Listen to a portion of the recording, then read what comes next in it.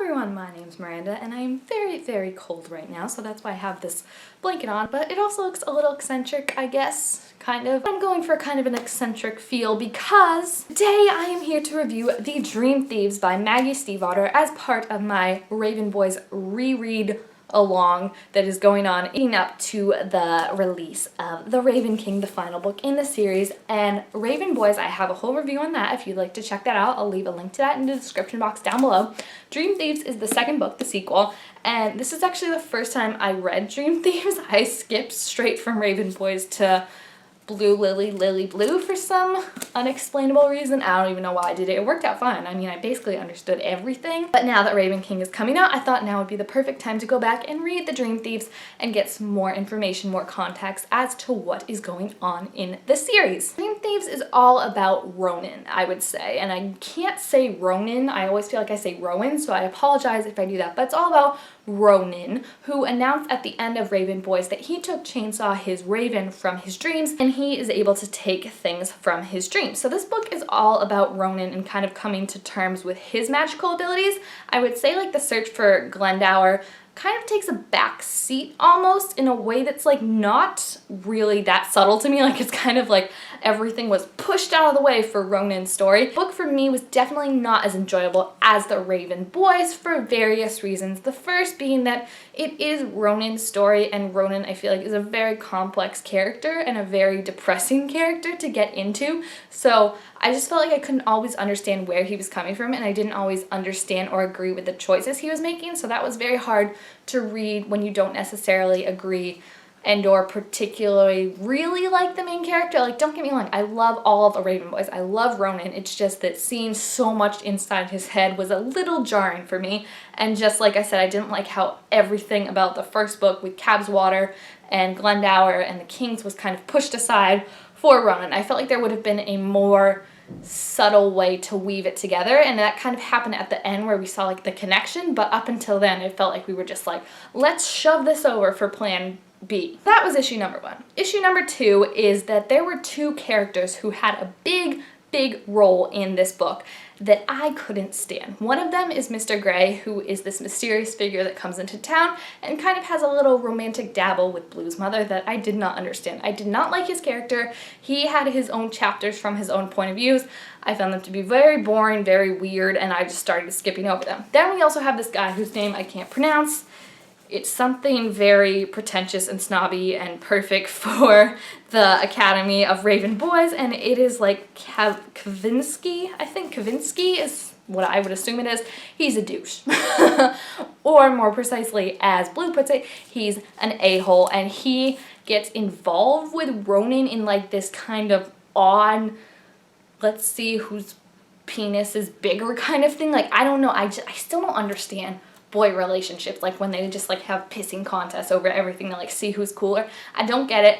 Kavinsky was disgusting, rude, just an awful person, and to see Ronan kind of put up with that and kind of play with that, like we know Ronan is someone who plays with fire a lot, but to see him kind of put up with someone who all his friends are like, this guy's a douche, he's mean to us, he's mean to you, like that was another thing where like it was partly Ronan because I couldn't get into his head at the time, but at the same time I really liked how it all came together at the end and how Ronan kind of had to make this final choice between this dangerous Ronan that he could be, or the one that his friends know he can be, so I like that. And then issue number three, which I feel like I'm ragging on this book because I did like it, but there were just some big issues I had with it, is that we kind of have an insta-love going on with Gansey and Blue, at least on Blue's side. Like, we've seen Gansey kind of hint at maybe having feelings for her, so his feels more authentic and more genuine, whereas Blue, she all of a sudden goes from like, I will not have a crush on Gansey, I'm not falling in love with him, to being like, oh, maybe I kind of do have a crush on him and I kind of want to kiss him even though I know it may kill him, like what's going on? So I don't know why I gave her that horrible accent. So it's just kind of weird. Like, don't get me wrong, I love Blue and Gansey, they were one of my top OTPs, but remember I skipped this, so I went straight from Raven Boys to Blue Lily, Lily Blue, where it was kind of more organic and comfortable, their relationship, and really just more subtle, whereas in this one I felt like you had to have that tipping moment where it was like, okay, now we really like each other, and for it to happen, and for it to happen so quickly after we thought Blue was like involved with Adam and everything, it was a little strange, but still I love all their moments together. Like half their bookmarks are their moments together. And honestly, Gansey has one of my favorite lines in this book in the beginning when they are hauling stuff, like some heavy stuff, up to the ley lines, and Blue is having trouble with it, and Gansey says, I would have thought you had more muscles. Don't feminists have big muscles? Like, he's just such an oblivious loaf, and I love it so, so much. So I overall enjoyed this. It just wasn't my favorite. It was hard, I think, because I didn't really enjoy reading anyone's point of view but Blue and Gansey, and they kind of took a backseat to the rest of the characters, especially Ronan and Adam in this book. So that was hard for me, just getting through it, but at the same time, I went through the difficult parts, and I feel like they're in such a much better place now. Like at the end, they're kind of brought back together as this unity. So I kind of like that we had like this divergence of like them branching out on their own and being like, do I really want to be labeled by just being a Raven boy? And it turned out that they did, and they're really stronger for it now. So I just think like, even though I didn't like the way the story went, the whole journey, like as a whole, was worth it to get to the end.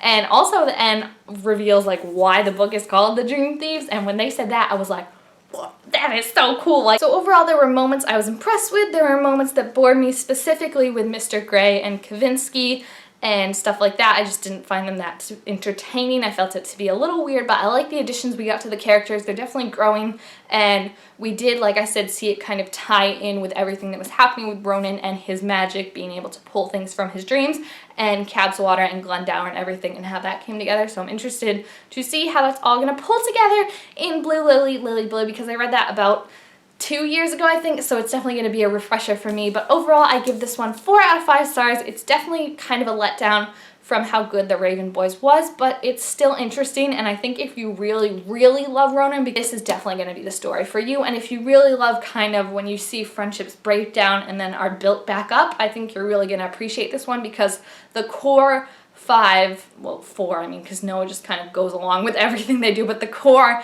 Raven Boys and Blue are kind of stronger at the end of this book, I feel like, because of the hardships they went through.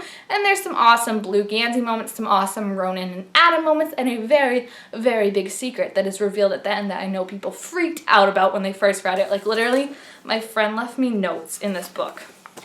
This is what I find. I lent this book to her 3 years ago, and I have not opened it since, and she left me notes. My friend is trolling me from 2013.